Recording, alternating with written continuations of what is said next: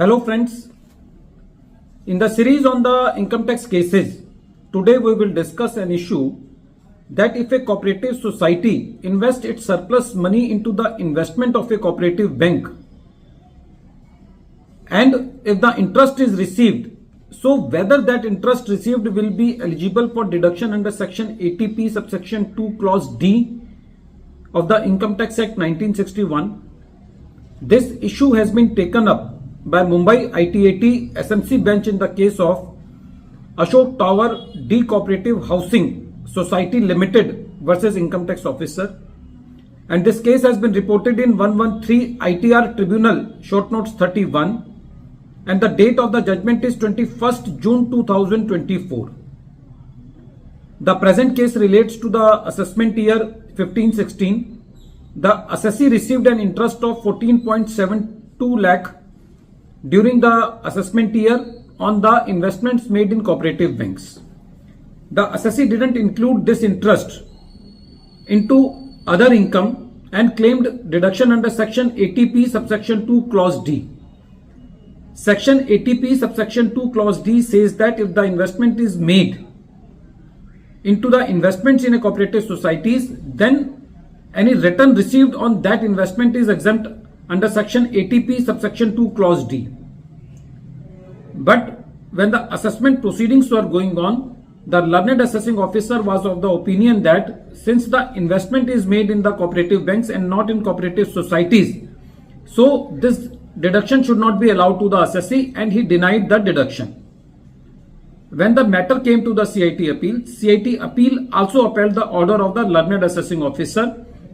The matter was carried to the tribunal and the main plea of the assessee was that section 2 clause 19 of the Income Tax Act defines cooperative society as a cooperative society registered under Cooperative Societies Act 1912 or any other law being in force in any state for the time being for the registration of cooperative societies. Since the assessee has made the investment in cooperative banks which was there in the Maharashtra, so the assessee also quoted section 2 clause 10 of the Maharashtra Cooperative Societies Act 1960, which defines cooperative bank as a cooperative society which is doing banking business as defined in section 5 subsection 1 clause B of the Banking Companies Act 1949 and includes any society which is functioning as an agriculture and rural development bank under chapter 11. So according to section 2 clause 19 of the Income Tax Act and section 2 clause 10 of the Maharashtra Cooperative Societies Act, the cooperative banks were also cooperative societies. So reading both the sections conjointly, it is very clear that the cooperative banks are also cooperative societies. So the tribunal allowed the deduction to the assessee.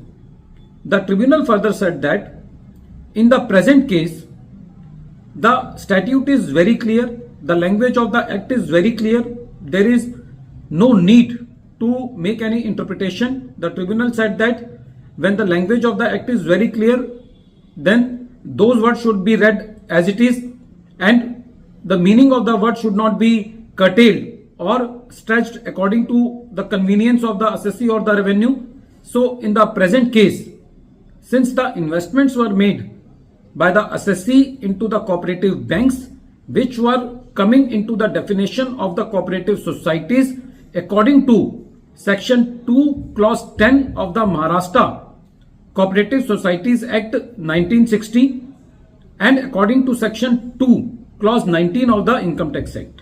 So accordingly, the SMC bench of Mumbai allowed the deduction under section 80P subsection 2 clause D for the interest received by the assessee for the investments made in the cooperative banks. At the end of this video,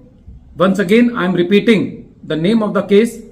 The name of the case is Ashok Tower D Cooperative Housing Society Limited versus Income Tax Officer, and this case has been reported in 113 ITR Tribunal short notes 31 and the matter has been decided by Mumbai ITAT SMC bench, and the date of the judgment is 21st June 2024. Thank you, friends.